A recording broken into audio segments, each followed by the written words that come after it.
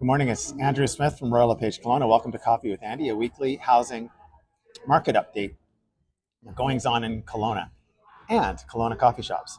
Let's start with coffee. Um, the Tackle Box coffee shop, as you may know, is attached to the Rustic Real bar, pub, microbrewery here in the coolest part of town, North End. Yeah, they have these nice little strip malls with these little tiny motorcycle parking spots that you have to fit your normal size car in. But not to be negative, um, it's just a really nice walkable part of town. They're kind of missing a grocery store down here, but if they had that, maybe an elementary school. But they've got just the best little shops here for just the day-to-day stuff. And the lakes right there, Knox Mountains right behind me. Just a nice little location, and it's a cool spot to come and listen to way too loud country music, and have your your $3.90 black coffee.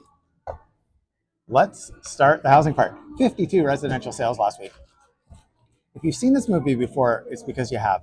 The last 6 weeks have been between 48 and 52 house sales a week. So at least we're in the high end of that range, and at least it's been consistent. Next week, I think we're going to hit 70, and I think that's just because of the leading indicators, which increased web traffic, increased open houses, people showing up to open houses with their little pieces of paper and their little list, increased number of showings, the increased number of offers, phone calls, and that, as we traditionally, has led to sales. So, and the number of listings aren't skyrocketing. There's still 1,600 and something, 1,676 listings on the market. So that hasn't hit 2,200 yet. So right now we're in that little kind of bubble where it's just poised to, and I think it could be as early as this week, where we report next week, where we're going to be in the 70s. Write that down. Median sale price last week was $847,500, which again that's the norm where we fully expect it. Apartments, shifting gears into apartments, 28 sales last week at $456,000. What does that mean, Andy? I'm glad you asked. This is 4 weeks in a row where we're in the 25 to 30 range, which again, it's consistent. We're still under 800 active listings for apartments. So again, it's consistent and it's predictable.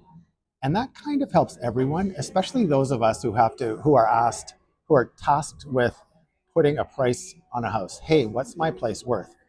It's not hard when prices are stable and activity stable. You just know that $500,000 is overpriced. $475,000 is probably a lot more realistic, and it's probably going to sell for 460. It's not that hard to do when the market's stable, and that's the situation we're in.